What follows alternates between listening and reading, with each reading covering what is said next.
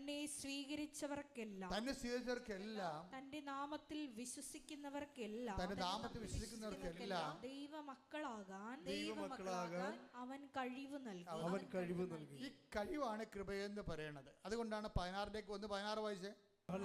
പൂർണ്ണതയിൽ നിന്ന് നാം എല്ലാം കഴിവിന് മേൽ കഴിവ്. അതാണ് വിഷയം. അവന്റെ പൂർണ്ണതയിൽ നിന്ന് അവനെന്താണ്?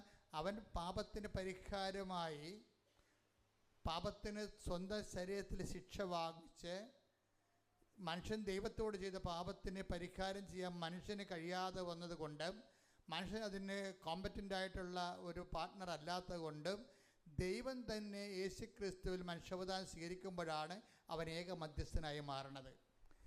അവൻ ആ മനുഷ്യാവതാരത്തിലൂടെയും അവൻ്റെ പാപത്തിന് പരിഹാരമായി അവൻ ഏറ്റെടുത്ത പീഡാസഹനങ്ങളിലൂടെയും അവൻ നേടിയെടുത്ത വരപ്രസാദത്തിൻ്റെ പൂർണ്ണത എന്നാണ് പറഞ്ഞത്. അതാണ് അവൻ്റെ പൂർണ്ണതയിൽ നിന്ന് നാം എല്ലാം കൃപയ്ക്ക് മേൽ കൃപ സ്വീകരിച്ചിരിക്കുന്നു.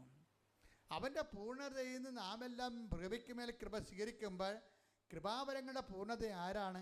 അവനാണ്. കൃപാവരങ്ങളുടെ പൂർണ്ണതയാണ്. അവൻ കൃപയുടെ ഒരു സമുദ്രമാണ്, അതിൻ്റെ കൃപയുടെ ഒരു തടാകമാണ്. ഈ കൃപയുടെ തടാകങ്ങളിൽ നിന്നാണ് പിന്നെ വലിയ നദികൾ വരണത്. അതിന് ഏറ്റവും വലിയ നദി ആരാണ്?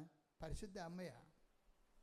കൃപയുടെ തടാകം ആരാണ്? പാപത്തിന് പരിഹാരം ചെയ്തത് പിതാവിൻ്റെ മനസ്സിനെ പ്രസാദിപ്പിക്കുമ്പോഴാണ് പ്രസാദം കൃപയുണ്ടാകണത്. മത്തായി 12:18 ഇതാ ഞാൻ തിരഞ്ഞെടുത്ത എൻ്റെ ദാസൻ. അതാണ് വിഷയം. ദാസിയല്ല, ഇതാ ഞാൻ. ഈ വിഷയത്തിന് വേണ്ടി ദൈവപിതാവ് ഒരാളെ മാത്രമേ തിരഞ്ഞെടുത്തുള്ളൂ. അതാണ് ഏക രക്ഷകനെന്ന് പറയണത് നമ്മൾ.